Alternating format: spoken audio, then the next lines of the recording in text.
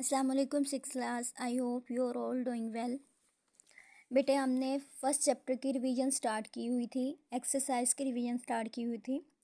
Long question हमने first three long question कर लिए थे। नेक्स्ट 4 क्वेश्चन है differentiate between animal and plant cell.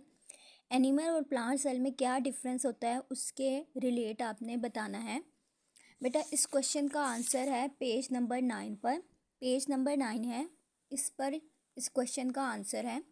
आप एक साइड पे एनिमल सेल राइट करोगे, दूसरे साइड पे प्लांट सेल राइट करोगे और सेंटर में लाइन लगाओगे। ठीक है।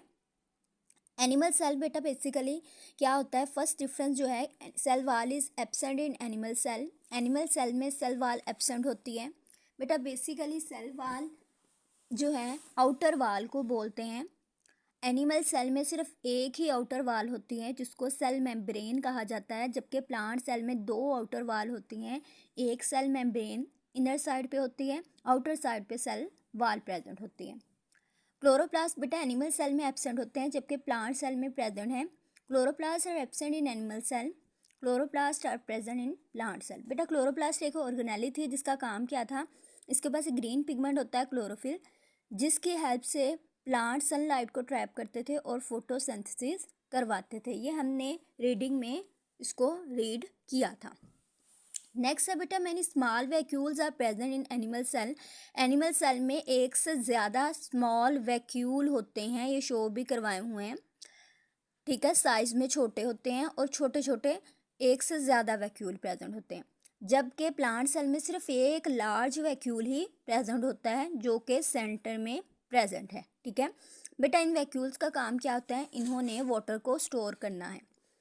Next nucleus is present at the centre of cell. बेटा एनिमल सेल में न्यूक्लियस सेंटर में प्रेजेंट होता है, जबकि प्लांट सेल में न्यूक्लियस साइड पे प्रेजेंट है। क्यों? क्योंकि ये लार्ज वैक्यूल प्रेजेंट है, ये जो इसको न्यूक्लियस को साइड पे पुश कर देता है।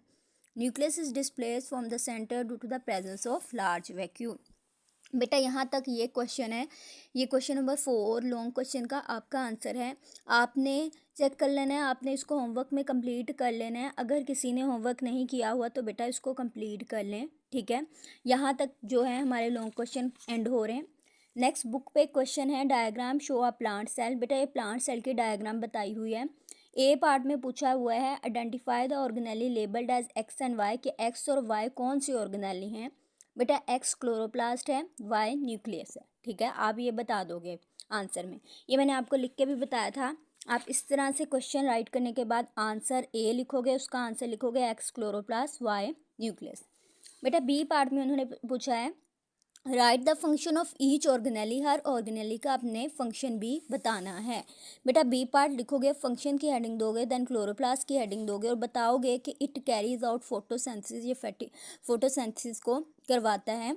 न्यूक्लियस जो है वो हेडिंग दोगे, देन आप राइट करोगे it controls all the activities of cell and contain genetic material, और बेटा ये सेल की तमाम एक्टिविटीज़ को कंट्रोल करता है। ठीक है, और ये इसका फंक्शन है। बेटा यहाँ तक हमारे ऑल रीडिंग भी कंप्लीट हो गई है, लॉन्ग क्वेश्चन शॉर्ट क्वेश्चन भी कंप्लीट हो गए हैं, एंड एमसीक्यूज ट्रू फॉल्स सारा कंप्लीट हो गया है। बेटा आपके रिवीजन भी लॉन्ग क्वेश्चन शॉर्ट क्वेश्चन की मैंने करवा दी है, तो बेटा आपने देख लेना है, अपने नोटबुक पे अपना होमवर्क कंप्लीट करना है। ठीक है, that's all about our lecture. Thank you.